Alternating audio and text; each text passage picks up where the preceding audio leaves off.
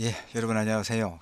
병영 독서 코칭 강사 심영우입니다. 우리 삼암대 방호 전대 장병 여러분, 지난주 1강 볼세에 대해서 나름대로 자료를 만들고 한 50여 분간 설명을 좀 이렇게 드렸습니다. 그리고 우리 장병 여러분들은 우리 주임 상사 김대석 상사님, 음, 우리 담당관님의 안내에 따라서 제가 50여 분 만든 독서 코칭 동영상, 그 링크 유튜브로 링크해서 이렇게 좀 보시고 의견도 나누고 그러셨던 걸로 압니다. 이번 주는 이제 두 번째 수업인데 독서 코칭인데, 뭐 황제들의 세계사, 본래 제목이 너무 재밌어서 잠 못 드는, 그렇게 붙어 있어요. 우예가 황제의 세계사, 저는 이제 줄여서 이야기하고 있습니다. 자, 우선 지난주에 읽었던 벌새, 조금 이야기를 하고 넘어가도록 하죠. 그러니까 이제 내면화 읽고 난 다음에 뭐 우리가 이 도서의 내용과 주제를 어떻게 나의 삶과 연결 지어 볼 것인가, 이게 이제 내면화거든요. 그 중에서 이제 세상에 대한 어떤 긍정적 이해가 우리 삶을 좀 더 윤택하게 할 수 있지 않겠는가, 이런 생각을 했었거든요. 저 같은 경우에. 그러니까 폴세는 굉장히 감동적이었어요. 저 정말 책도 읽고 영화도 봤는데, 하여튼 사람과 사람의 관계 맺기 방식, 관계의 변화와 그 의미를 사실은 이렇게 잔잔하게 감동적으로 들려주고 있더라고요. 만남과 이별이 만들어낸 모든 관계의 의미들이 중학교 2학년 그 여자아이 은희의 내면에 발자국처럼 차곡차곡 쌓여가는 거죠. 그렇게 성장하는 거죠, 이 아이가. 사실은 돌아보면 우리도 그렇지 않았나 싶어요. 특히 이제 영지 선생님, 한문학원 그 선생님과 같은 사람이 우리에게 있었는지, 나는 어떤 경우에 상처를 입었고 그리고 어떻게 또 치유했는지, 이런 이야기를 나눠보면 이 도서와 영화가 주는 감동을 내 것으로 이렇게 받아들일 수 있는 매우 좋은 어떤 의미다, 이렇게 생각을 합니다. 영지 선생님이 이제 그 은희에게 했던 말들 중에 이런 게 있잖아요. 다만 나쁜 일들이 닥치면서도 기쁜 일들이 함께 한다는 것. 우리는 늘 누군가를 만나서 무언가를 나눈다는 것. 세상은 참 신기하고 아름답다, 이런 생각을 갖는 것이 굉장히 중요하다. 이런 생각을 합니다. 그다음에 여러분들이 일과 시간이 끝나면 휴대폰을 이제 다시 에, 그 에, 이제 다시 돌려받아서 뭐 인터넷 검색도 하고, 여러분 아마 그럴 수 있죠. 그러면 펄세를 네이버에서 구입을 하면 뭐 한 5, 6천 원인가 하던데요. 구입을 해서 뭐 한 분이 해서 여러분 같이 볼 수 있을 테니까 영화도 한번 꼭 한번 보실 것을 제가 이제 권유 드립니다. 자, 그렇게 하고요. 이번 주는 황제의 세계사라고 되어 있죠. 일단 나름대로 제가 학습 목표를 한 세 가지로 잡아봤어요. 이 30인의 군주 이야기를 통해서 역사에서 우리가 배울 수 있는 교훈은 과연 뭐냐? 이런 걸 한번 따져보는 것도 매우 중요하겠다 싶어요. 보셨겠지만 여러분, 황제의 세계사 이 책 몰입말에 5페이지인데 이제 어떻게 되어 있냐면, 헤겔, 그 역사 철학자 독일의 헤겔이 이렇게 말했다고 이제 인용을 하고 있어요. 그의 책 역사 철학 강의에, 경험과 역사가 가르쳐주는 사실은 민중이나 정부가 역사에서 무엇인가를 배웠던 적은 단 한 번도 없으며, 또한 역사를 통해 얻은 교훈에 따라서 행동한 적도 전혀 없다는 것입니다. 헤겔이 이렇게 말했다는 거예요. 이 말을 인용을 하면서, 이 말은 요컨대 집단으로서 인간은 역사에서 무엇인가를 배운 적이 없다는 의미일 것이다. 그렇다면 닮고 싶어진다. 개인으로서 인간이라면 역사에서 교훈을 이끌어낼 수 있을 것인가. 이렇게 이런 이제 그 머릿말로 이 책이 시작을 하고 있거든요. 그래서 우리는 이제 이 책을 읽으면서 또는 읽고 나서 과연 역사에서 배울 수 있는 교훈은 무엇일까? 우리가 생각해 볼 만하잖아요. 두 번째, 이 30인의 군주 이야기 중에서 이제 30명이나 되니까 사실은 이 책이 30명이 뭐 한 400페이지 되나요? 400페이지도 안 되네. 400페이지가 미처 안 되는 이 책에다가 30명이나 되는 동서양의 소위 그 군주 황제들의 삶에 관한 이야기를 이제 그 정리를 해 놨기 때문에 사실은 매우 가볍게 만든 책이라고 볼 수 있잖아요. 그러니까 그럼에도 불구하고 30명의 군주 이야기를 우리가 다 읽을 필요는 없다. 이렇게 생각을 해요. 그러니까 목록을 보고 목차를 보고 자신의 가장 흥미있는 또는 관심 있는 군주 이야기를 집중적으로 보고 또 연관 독서.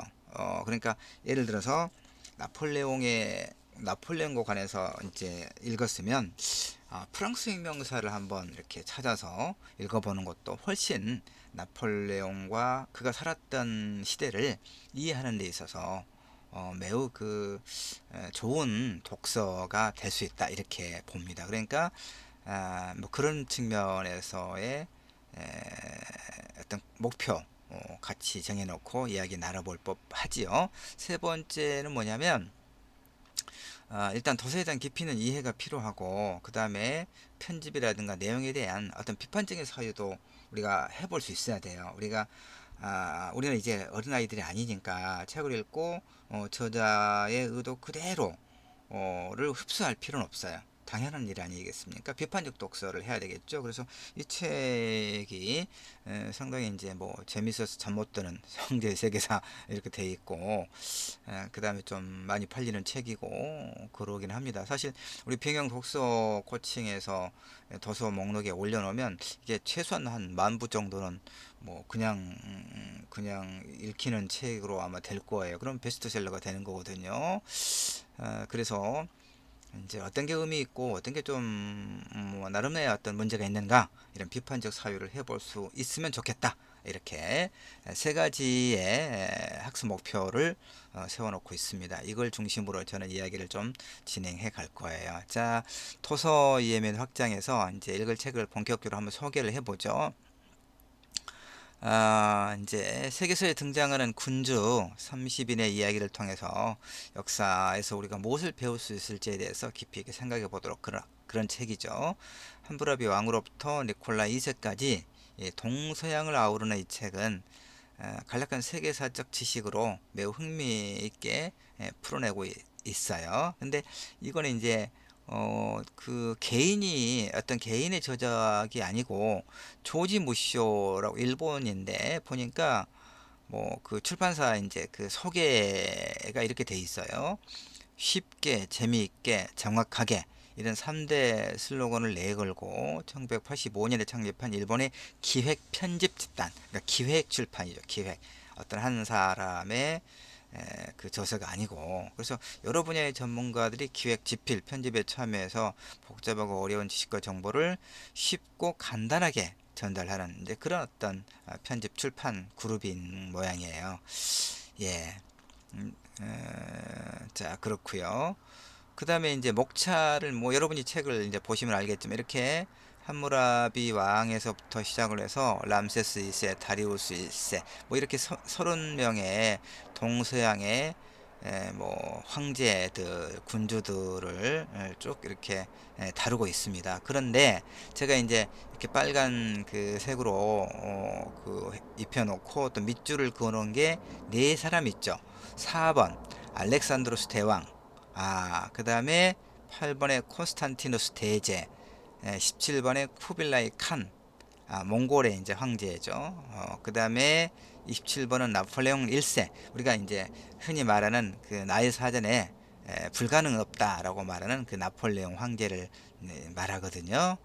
이렇게 네 사람을, 그러니까 아까 제가 이야기했지만 우리가 이 시간에 뭐 2시간 직접 만나서 이렇게 독서 코칭을 한다 하더라도 30명에 대해서 다 살필 수는 없는 거죠. 그처럼 얼마나 그처럼 그 비효율적이고 재미없는 그 독서가 어디가 있겠어요. 그러니까 그다음에 이제 그 비대면으로 하니까 온라인으로 하기 때문에 제가 50분 이렇게 압축해서 해야 되는데 뭐 30명 다 할 수도 없는 거죠.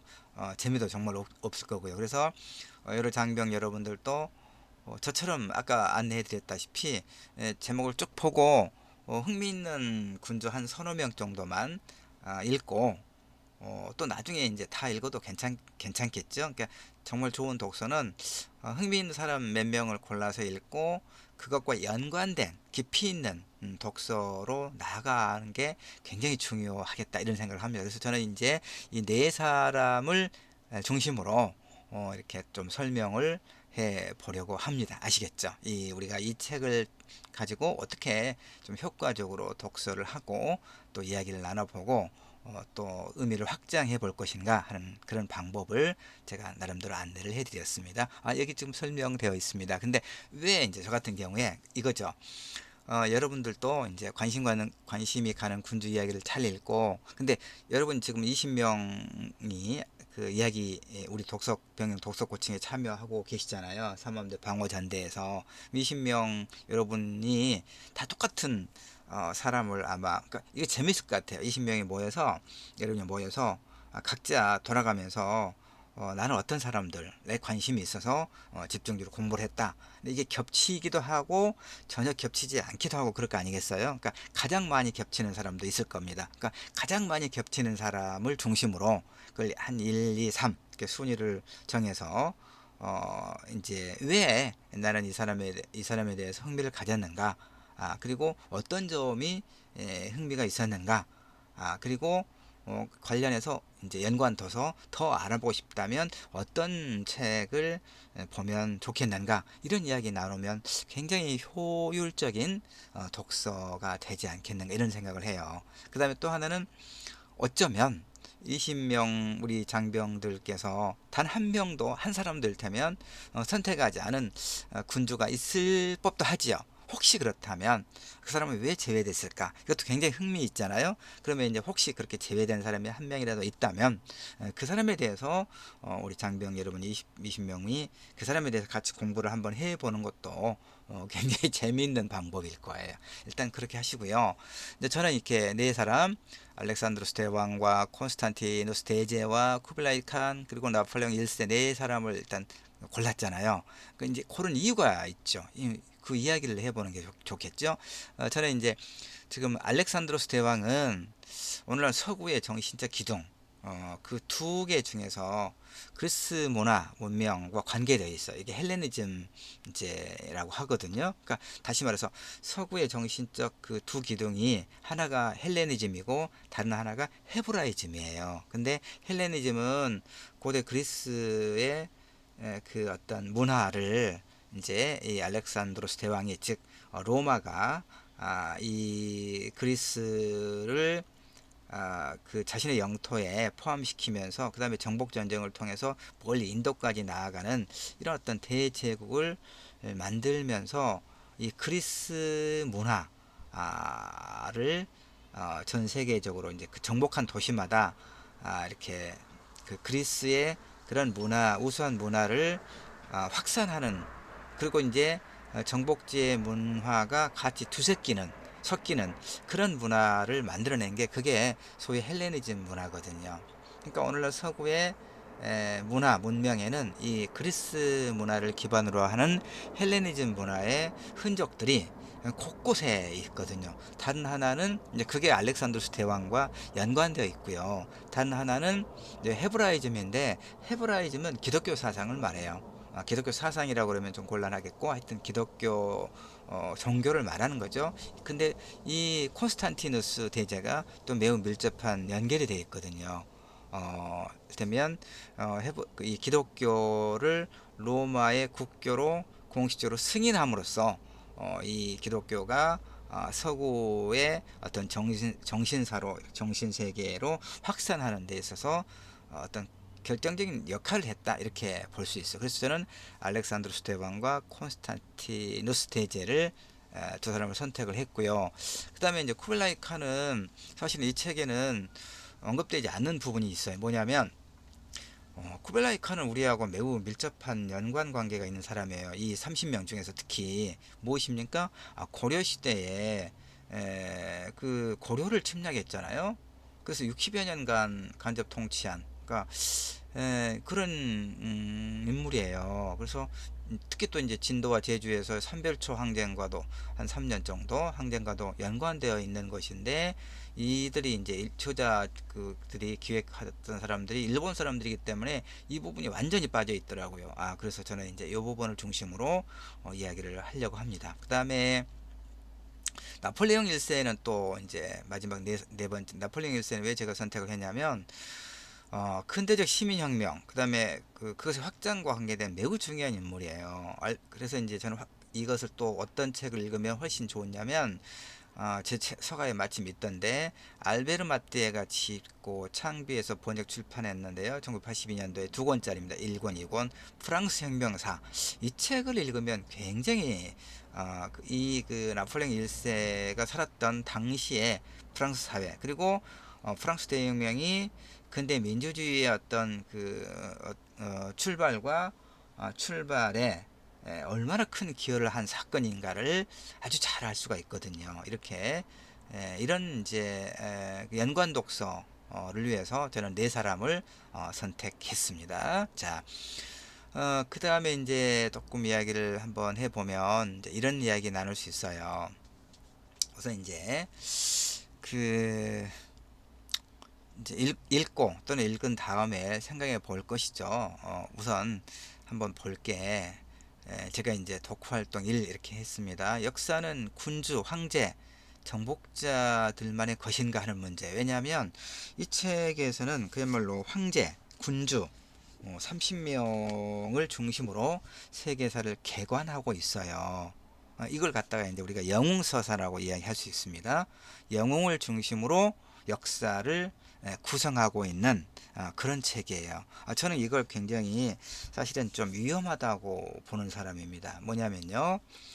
자, 이런 얘기죠. 우선 이제 제가 최근에 이 코로나 바이러스가 벌써 10개월 동안 전 세계를 이제 불안과 공포, 또 많은 사람을 죽음으로 몰아넣고 있는 그런 그 상황이잖아요. 우리도 역시 일상이 정지되고, 그래서 우리가 만나지 못하고 이렇게 좀 불편하게 비대면으로 독서 코칭을 하고 있는데요.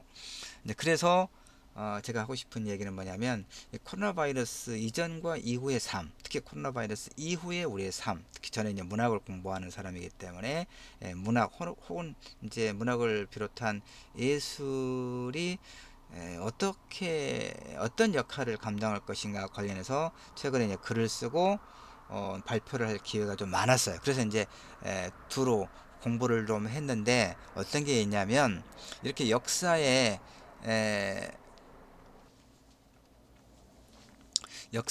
개입해서, 그러니까 인류의 역사에 개입해서 문명의 전환에 영향을 끼치는 두 가지가 전쟁과 질병입니다. 전쟁과 질병.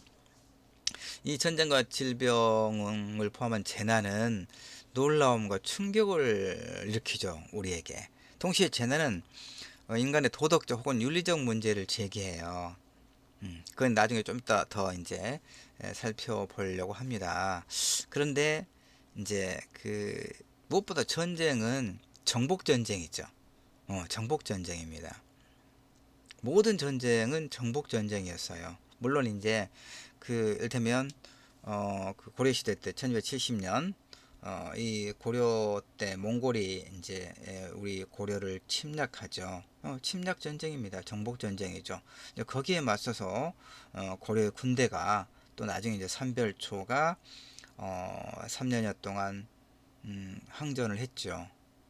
이건 이제 이 전쟁은 우리를 지키기 위한 하나의 대항 전쟁이었으니까 그건 빼놓고, 기본적으로 전쟁은 정복 전쟁이었죠.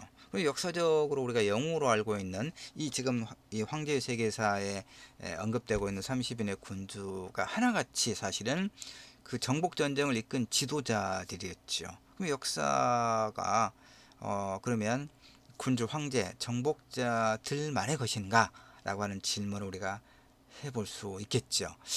근데 이제 또 연관 독서라고는 할까? 이제 비슷한 그 이제 어떤 소위 말하면 영웅서사, 영웅서사의 관점에서 쓰여지고 굉장히 많이 팔린 책이 또 제 서가에 하나 있어서 이게 이제 이것도 좀 이렇게 우연이겠지만 시오노 나나미라고 하는 일본의 여성 작가가 있습니다. 이 사람이 이탈리아에 거주하면서 여러 권의 그 로마인 이야기를 펴냈어요. 이게 우리나라에도 한길사에서 아마 번역이 돼가지고 7권, 8권까지 나왔던데 저는 1권인가 2권까지만 읽다가 말았어요. 왜냐하면 이 시오노 나나미의 로마인 이야기가 여기 보면요. 이탈리아에서 이제 독학으로 이탈리아사를 공부하면서 다양한 저서들을 집필했어요. 체사레 보르자 혹은 우한 냉옥, 이 책도 저한테 있어요. 서가에 보니까 이때 1970년 마이니치 출판 문화상을 수상했죠. 그러니까 그리고 이제 1992년부터 로마의 장권 역사를 집필하기 시작해서 로마인 이야기 시리즈 12권을 출간했군요. 그래서 우리에게 널리 알려진 작가죠. 그런데 그러니까 이 로마인 이야기, 이 시오노 나라미가 쓴 이 로마인 이야기는 90년대 역사 분야의 최고의 베스트셀러라고 할 수 있어요. 그래서 저도 한 두어 권 갖고 있거든요. 그러니까 그래서 이제 보면 로마사의 교훈을 현대적으로 재해석하는 안목과 손에 잡힐 듯 세밀한 묘사가 매우 뛰어나다 이렇게 이제 평가를 해요.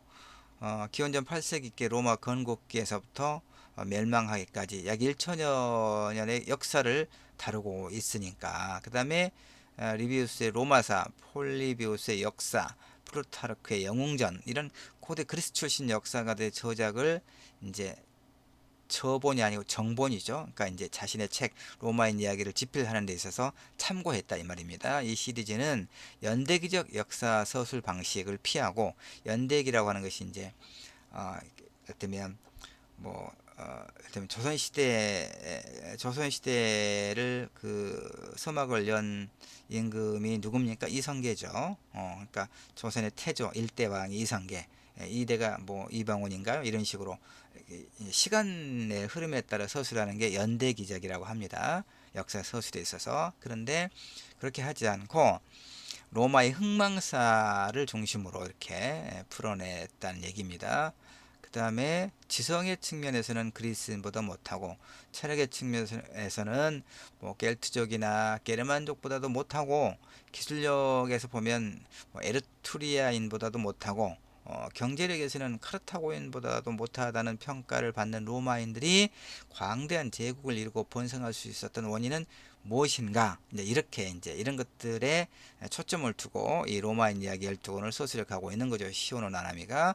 그래서 이탈리아에서 공부한 후에 이제 현지인과 결혼해서 피렌체에 정착해 살고 있는데 이렇게 하여튼 뭐 문학과 역사를 넘나드는 다양한 장르의 작품을 발표한 작가입니다. 잘 알려져 있는 작품인데 하여튼 이 책은 로마가 융성할 수 있었던 이유를 뭐라고 이제 나름대로 해석을 하냐면 윤리나 정신이 아닌 법과 제도, 그 다음에 법과 제도에서 찾고 있습니다.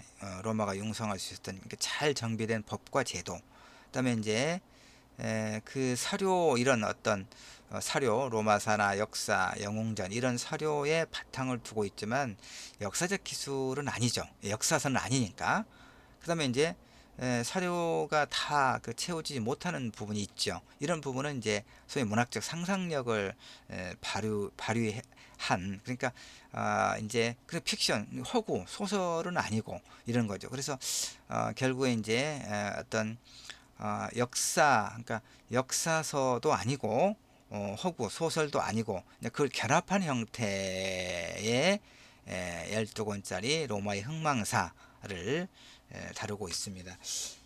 사실은 그래서 좀 더 볼까요? 이제 생각해 볼 문제 제가 좀 충분히 정리를 해 놓았습니다. 이 시오노 나나미는 로마가 이제 제국화되어 가는 과정, 제국이라고 하는 게 뭡니까? 그 이제 자신의 영토에서 시장을 확장할 목적으로 경제력과 군사력을 앞세워서 다른 지역을 정복하는 거예요. 정복하고 지배하는 것이 하나의 제국이죠. 일본도 우리가 일제라고 하잖아요. 줄여서 일본 제국주의를 말하는 겁니다. 일본이 자신의 시장을 확장하기 위한 그런 야욕으로 조선을 강제적으로 식민 지배했잖아요. 그래서 우리가 일제라고 하는 거죠. 제국이라고 하는 게 그겁니다. 지배하는 거죠. 자신의 어떤 월등한 경제력과 군사력을 바탕으로 다른 나라를 점령, 강제로 지배하는 것. 이건 제국이라고 하는 거죠. 그런 로마가 이렇게 제국화되어가는 하나의 일련의 과정, 그다음에 이제 그런 영웅들의 역할에 대해서 매우 호의적인 태도를 보이고 있죠. 이게 영웅사관이라고 하는 겁니다. 그러니까 지금 우리가 이번 주에 읽고 있는 이 황제의 세계사도 일본의 그런 어떤 그 기획 그 출판 편집 그룹에서 만든 것이고, 우연이긴 하겠지만 시오노 나나미의 로마인 이야기 이 두 개를 보면 사실은 우연일 수도 있지만, 저는 우연이라기보다는 일본 사람들이 가지고 있는 이런 어떤 그 영웅 서사에 대한 동경, 이것이 서로 다른 책임에도 불구하고 그 연결되는 어떤 공통점은 바로 그거라고 봐요. 그러니까 일본 사람들이 가지고 있는 이런 어떤 영웅 서사에 대한 동경, 그러니까 제국에 대한 어떤 향수, 이런 것들을 일본 사람들이 저는 가지고 있지 않은가, 이런 생각을 합니다. 굉장히 위험한 태도거든요.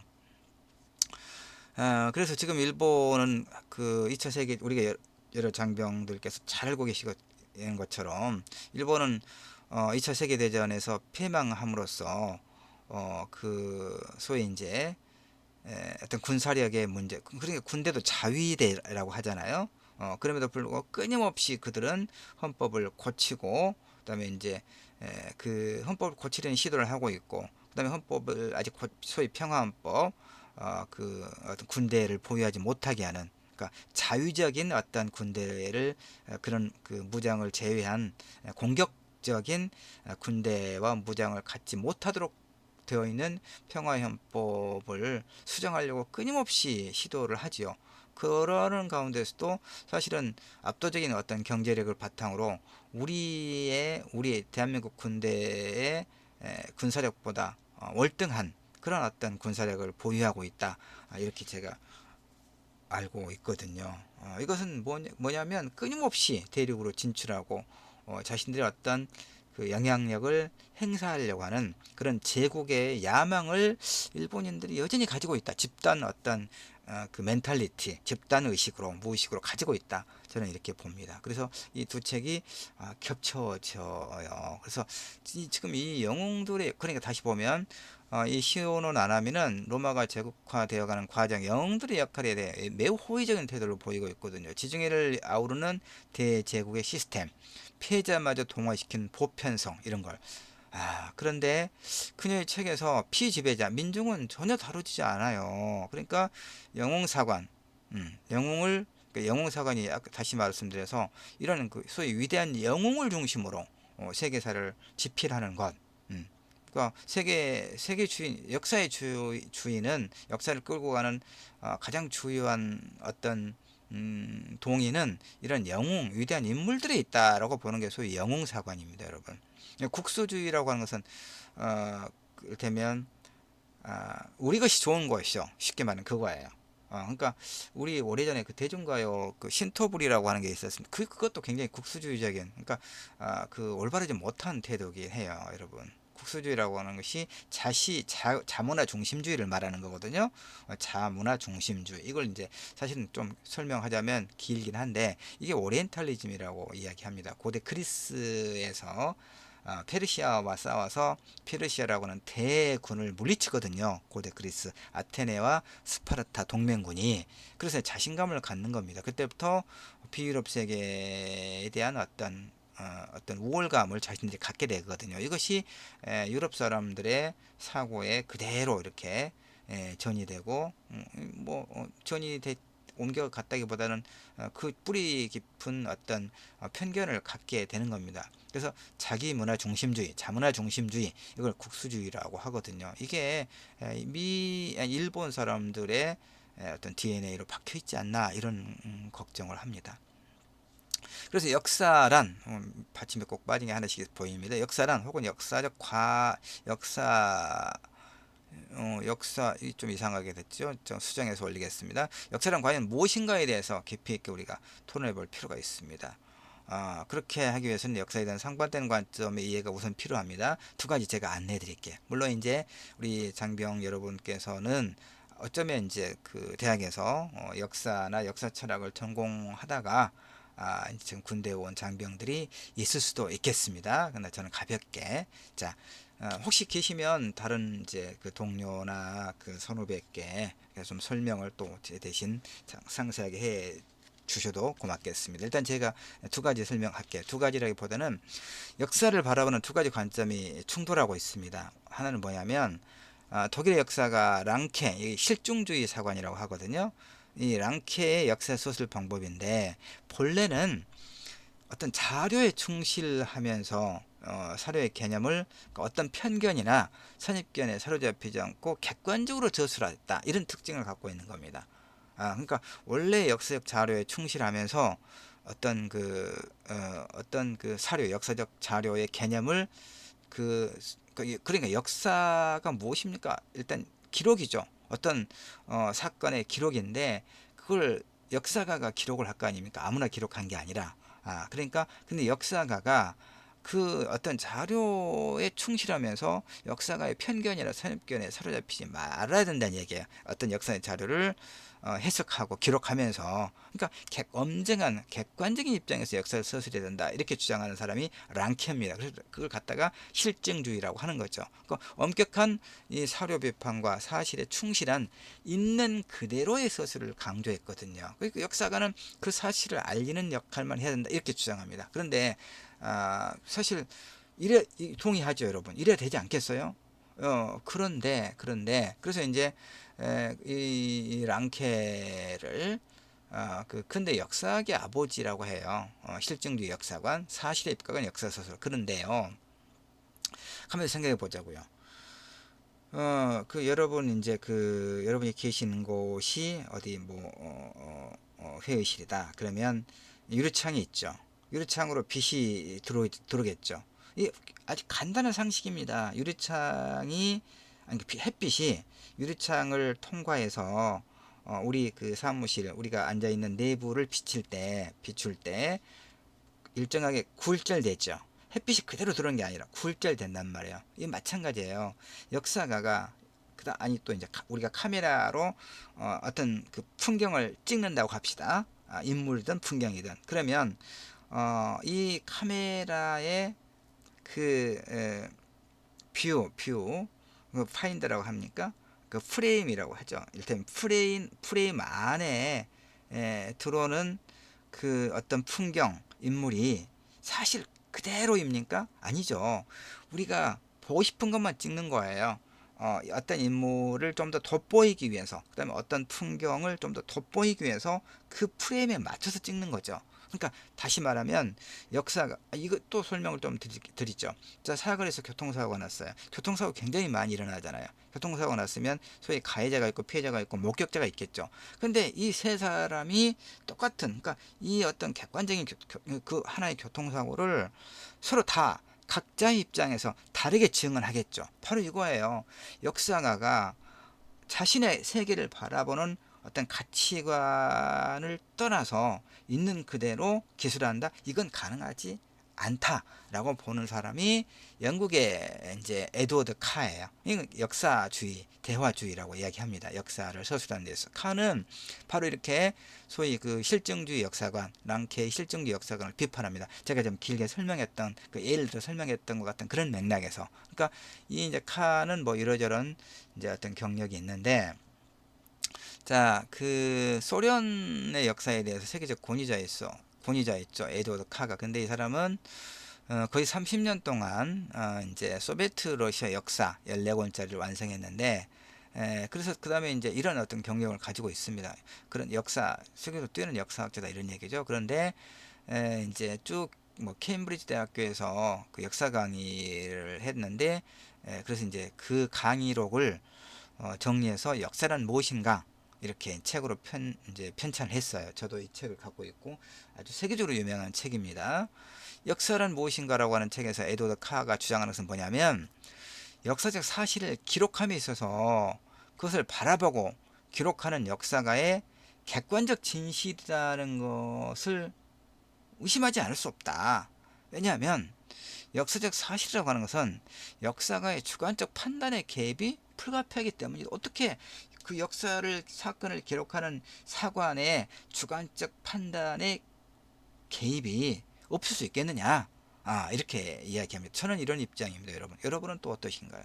그래서 그는 에드워드 칸은 역사란, 그러니까 현재의 관점에서 끊임없는 재해석이 필요하다 이렇게 보는 사람이거든요. 다시 정리하면 이제 역사를 바라보는 그 서로 상충되는 두 가지 관점, 랑케의 실증주의와 에드워드 카의 대화주의 또는 역사주의를 설명을 했고요. 또 다른 관점으로는 이제 아까 말씀드렸던 것처럼 이런 그 시오노 나나미라든가 그다음에 황제 세계사의 서술 방식 같은 것을 뭐라고 했습니까? 영웅서사, 영웅을 역사의 중심에 놓는 그런 어떤 역사적 관점을 이야기하는 거거든요. 그러면 영웅서사와 대비되는 관점은 뭐겠습니까? 민중서사죠. 민중사관이라고 이야기합니다.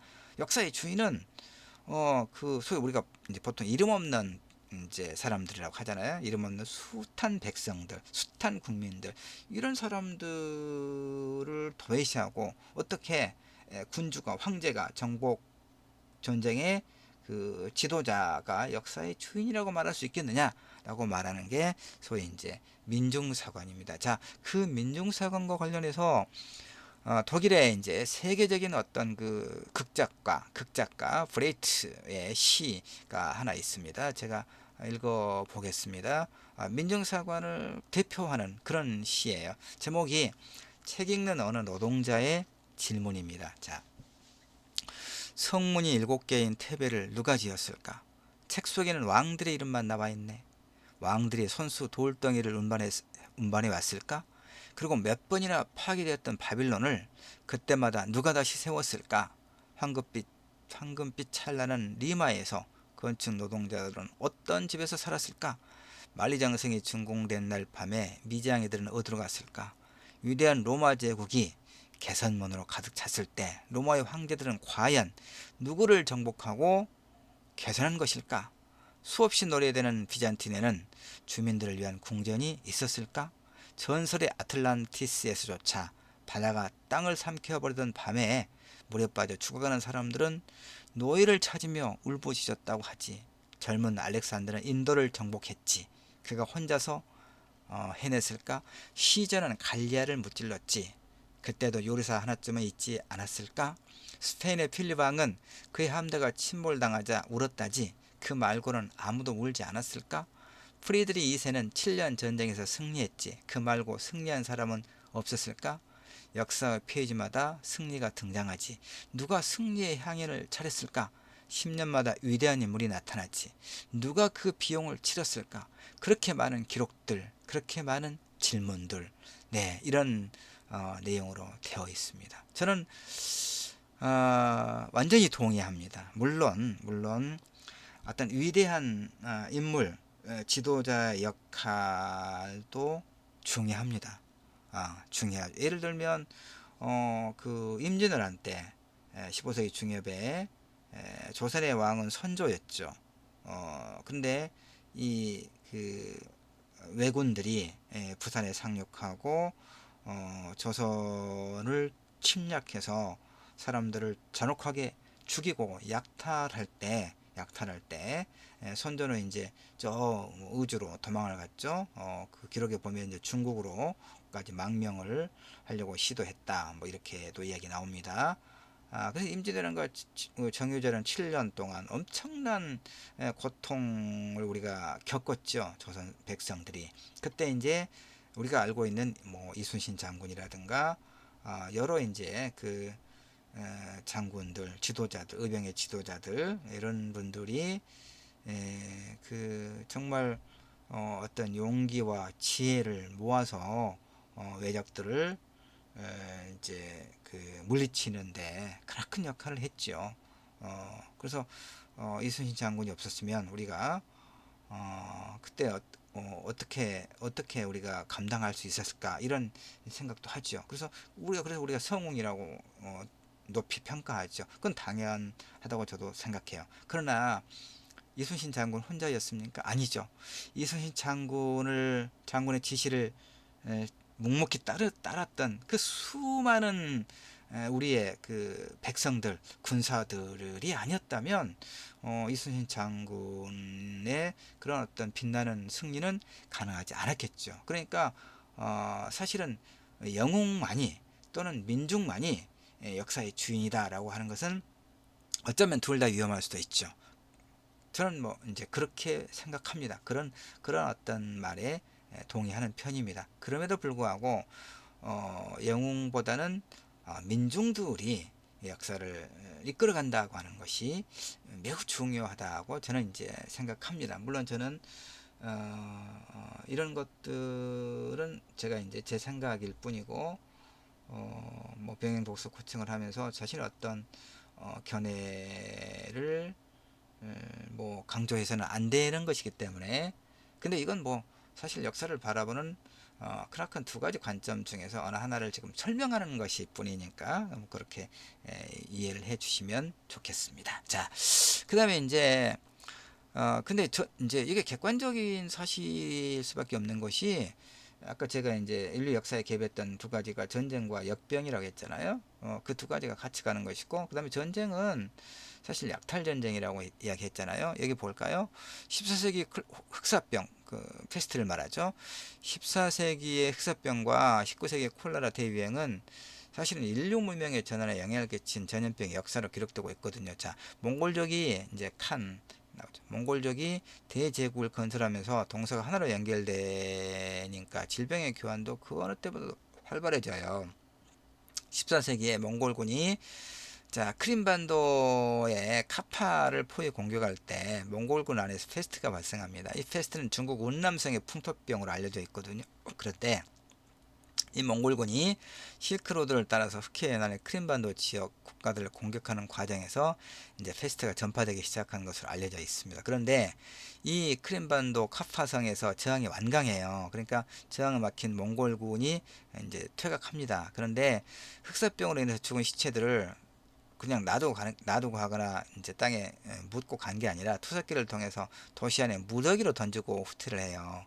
이 카퍼성 안으로. 그러니까 많은 사람들이 질병에 감염된 채로 탈출을 하게 되겠죠. 그래서 중세판 세균전이라고 할 만한 이 사건은 이 카파를 벗어나서 이제 제노바 상인들에 의해서 유럽 전역이 급속하게 페스트에 감염돼요. 이렇게 몽골군을 통해 유럽에 유입된 페스트는 14세기에 불과 4년 동안에 유럽 인구의 거의 3분의 1에 해당하는 6천여만여 명을 죽음으로 몰아넣어요. 물론 이 기록은 이제 3분의 1에 해당한다고도 하고 4분의 1에 해당한다고도 하고 그 숫자가 2,500에서 3,500명이다. 라고 이야기하기도 합니다. 그러니까 굉장히 많은 하여튼 유럽 인구의 최소한 뭐 3분의 1에서 4분의 1에 해당하는 사람들을 절멸의 상태로 몰아갔다는 얘기죠. 불과 4년 만에. 이게 뭡니까? 약탈 전쟁의 결과죠. 이게 이제 그 비참한 상황을 그린 당시의 그림입니다. 자, 그 다음에 이제 또 하나 두 번째 봅시다. 아까 이제 헬레니즘과 헤브라이즘이 서구 문명의 두 기둥이라고 이야기했잖아요. 헬레니즘은 뭡니까? 알렉산더 1세, 알렉산더의 동방 원정으로 이제 말이 원정이지 침략 전쟁이에요. 그쵸?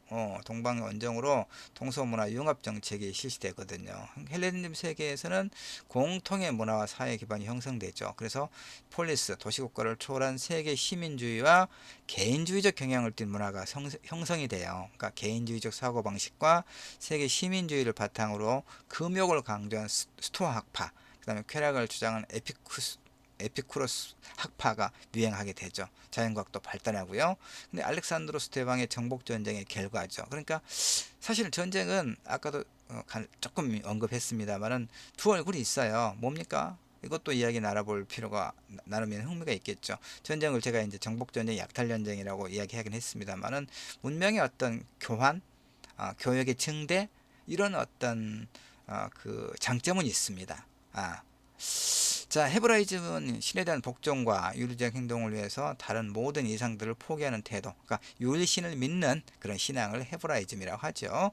그러니까 헬레니즘과 헤브라이즘이 오늘날 서구의 두 그 정신 문명을 형성하고 있는 두 기둥입니다. 그런데 이제 이 그 헤브라이즘은 유일신 사상이죠. 근데 유일신은 어떤 또 그 뭐 뒤에 가서 이야기할 시간이 있을지 모르겠습니다만은 여기도 사실은 그 유일신 사상은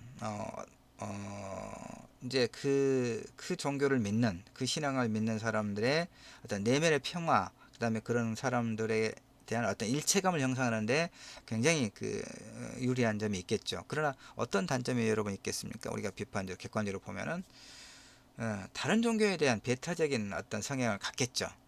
그러니까 이제 사실은 같은 신을 믿는다는 것으로 알려진 소위 이슬람과 기독교 간의 끊임없는 어떤 종교 전쟁, 갈등이 이제 계속되고 있는 것 역시 상당한 문제가 아닌가 이런 생각을 합니다. 세 번째, 자, 쿠빌라이와 관련된 겁니다. 몽골의 고려 침입 때 항전했던 선별조에 대해서 또 상반되는 평가가 있습니다. 사실은 우리가 이제 기본적으로 몽골에 대항했던 그런 어떤 자주적인 면모를 보였다라고 높게 평가하기도 하고요. 그러나 이제 또 제가 또 그 요즘에 이제 이 부분과 관련돼서 글을 하나 쓰고 있거든요. 그래서 공부를 좀 하고 있는 편입니다. 이 삼별초의 항전, 몽골의 고려 침략과 관련해서 글을 좀 쓰고 있습니다. 상당히 많은 분량의 글을 쓰다 보니까 공부를 좀 하고 있는데 그 삼별초는 이제 모신 정권 때 그 호위 부대였는데 나중에 이제 몽골에 저항했던, 그래서 진도로 약 한 8개월 정도, 그다음에 이제 제주도에서 한 2년 정도, 그러니까 약 3년 정도 항전하다가 결국은 몽골과 개경정부 연합군에 의해서 이제 패전하고 자치가 사라진 그런 이제 역사를 갖고 있는데, 삼별초에 대한 상반된 평가라고 하는 것은 금방 말씀드렸던 것처럼 외세 항전했던 그런 자주 기상을 드높인 그런 어떤 정신, 그건 분명하죠. 다만 또 하나는 이제 그 진도와 제주 사람들의 입장에서 본다면 느닷없이 이런 또 대규모의 군대가 몰려온, 그러니까 진도 지역이나 제주도 지역민의 입장에서 본다면 그 역시 하나의 뭐 침략이라고까지 표현하는 과도한 것이지만 어쨌든 느닷없는 어떤 어려움을 감당했던 그런 요소가 분명히 있겠죠. 자, 그 다음에 이제 뭐 이런 내용이고요. 제가 시간을 봐가면서 이제 설명을 드리고 있기 때문에 이 자료를 또 우리 담당관님을 통해서 여러분에게 전달해 드리고 그러니까 같이 살피시고 이 황제 세계사와 관련된 말씀을 나누고 또 주제를 확장해서 이야기를 나눌 때 참고하시면 되겠습니다. 다음 주는 이제 세 번째죠. 우리가 6번 하게 돼 있는데 다음 주는 나태주, 요즘에 그 나태주 시인의 시집이 시집에서는 뭐 가장 잘 나가는 시집입니다. 요즘에 보면 예전에는 어, 나, 그 나팔 접시꽃 당신 도종환의, 우리 90년대에 했을 거예요. 도종환의 그, 나, 그 접시꽃 당신, 이 시가 아주 또 대유행을 했었죠. 그 다음에는 또 뭐가 그 유행을 했었냐면은 얼른 생각이 안 나네요. 뭐 하여튼 그렇습니다. 근데 요즘에는 나태주죠. 나태주 시집을 다음 주에 읽을 겁니다. 너와 함께라면 인생도 여행이다. 열리몬에서 나온 건데 이 책이 뭐 엄청나게 초판 2019년에 나왔습니다. 근데 엄청나게 많이 팔리고 있고, 그래서 이제 근데 이제 이 시도 읽을 거고, 이 시집에 수록되어 있는 수십 편이 넘는, 다 제가 세지도 못해서 하여튼 뭐 뭉뚱그려서 한 5, 60편이 넘던데, 여러분들도 수십 편이 넘는 시 모두를 읽으려고 애쓸 필요 없습니다. 그냥 편하게 그냥 넘겨가면서 그냥 읽고 감상하면 됩니다. 그러니까 마음에 와닿는 시들, 그러니까 오늘 지금 우리가 2주차에 황제의 세계사를 30명의 군주 중에서 저 같은 경우 한 서너 명, 한 4명 이렇게 찍어서 읽고 확장하면서 이야기를 좀 했잖아요. 이런 식으로 시도 그렇게 할 겁니다. 저 역시 그렇게 할 거고, 여러 장병 여러분들께서도 다음번 공부 우리 독서 코칭을 위해서 나태주 시집 시를 처음부터 끝까지 다 읽어야 됐다고 밑줄 그으면서 공부하듯이 하실 필요 없습니다. 뭐 한 대여섯 편만, 한 10편만 예 읽으시기 바랍니다. 그래서 왜 그 시를 내가 선택했는가, 그 시가 내게 어떤 울림을 주었는가, 이런 거 이야기 나눌 수 있으면 되거든요. 저는 이제 그런 것과 함께 시란 과연 뭐냐, 그다음에 시를 어떻게 감상하면 좋겠는가, 이런 이야기를, 저는 문학을 공부했으니까 이런 이야기를 곁들여서 좀 안내해 드리겠습니다. 예. 그 다음에 이제 이렇게 비대면으로 우리가 이제 병행 독서 코칭을 진행하고 있습니다. 그런데 지금 우리가 이제 다행히 우리 그 김대석 주임상사님께서 단톡방을 만드셨잖아요. 우리 20명과 저하고 단톡방을 만들어서 단톡방을, 저는 이제 이 비대면 독서 코칭 수업 영상을, 동영상을 이렇게 만들어서 제 유튜브 계정에 올려놓고 공개로 이제 거기 유튜브 제 계정에는, 제 계정 이름이 문학과 인간과 세계 아마 이렇게 되어 있을 겁니다. 그래서 제가 이제 대학에서 강의하고 있는 대학도 지난 학기부터 다 이렇게 비대면으로 하고 있거든요. 그래서 제가 이제 오캠이라고 하는 프로그램에서 이렇게 녹화를, 그 수업 동영상을 녹화를 해서 유튜브 제 계정에 올려놓고, 그다음에 링크를 이제 그 연결해서 볼 수 있도록 하고 있거든요. 우리 장병 여러분께도 지금 그렇게 하고 있죠. 그래서 지금 김대석 주임상사님께서 만들어 놓으신 우리 단톡방에 이 영상을 이제 유튜브에서 이 주소를 링크해서 여러분들이 보실 수 있도록 그렇게 제가 또 하겠죠. 그러면 그걸 바탕으로 또 책을, 시집을 읽고 이야기를 나누시고 편하게 그러시면 될 것 같습니다. 자, 오늘도 그 피곤하니까 제가 음악을 한 곡 준비한 음악을 좀 들려 드릴게요. 예. 가을에서 겨울까지. 가을에서 겨울까지인가요?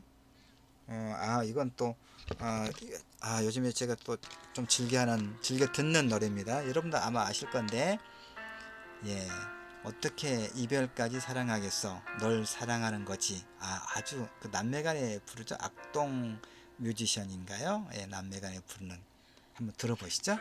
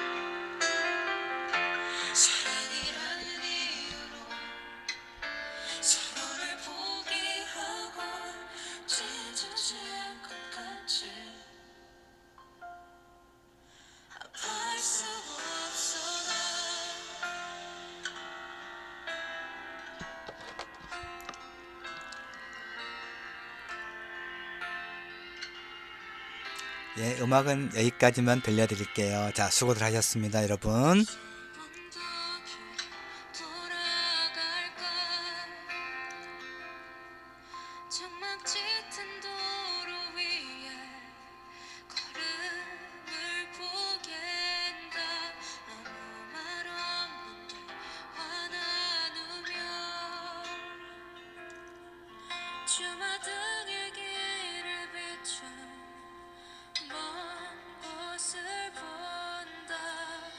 노래가 좋아서 제가 좀 더 듣고 있습니다. 예, 예. 여기까지 할게요. 고맙습니다.